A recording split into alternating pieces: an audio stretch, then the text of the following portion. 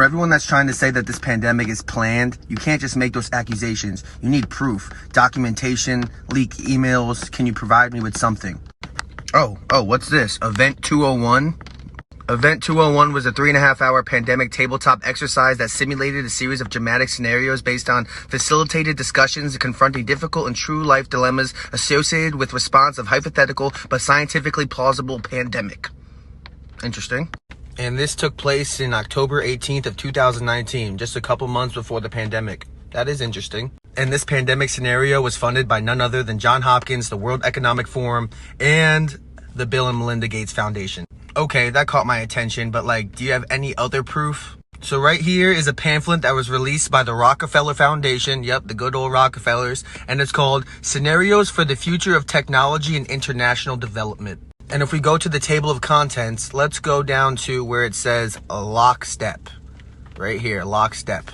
Remember, this was released in 2010. Let's see what it says.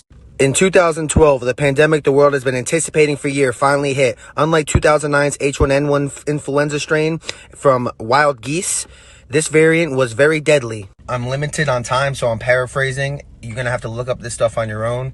It goes on to say that the United States' initial policy of strongly discouraging citizens from flying proved deadly in its leniency, accelerating the spread of the virus not only in the United States but across borders. And then here they are praising communist China. China in particular implemented quick imposition and enforcement of mandatory quarantine for all citizens and saved millions of lives. Then it says China's not the only one with extreme measures to protect its citizens from risk and exposure.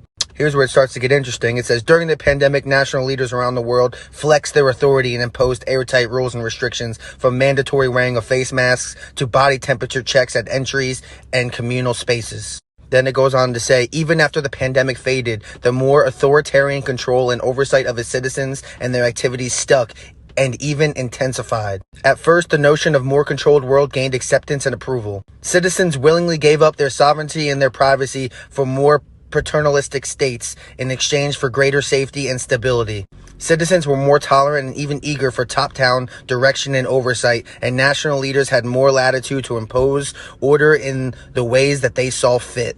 And then lastly, we got Agenda 2030, also by the World Economic Forum. It was signed by 179 nations in 1992, and the goal is by 2030 to literally re-innovate our entire world.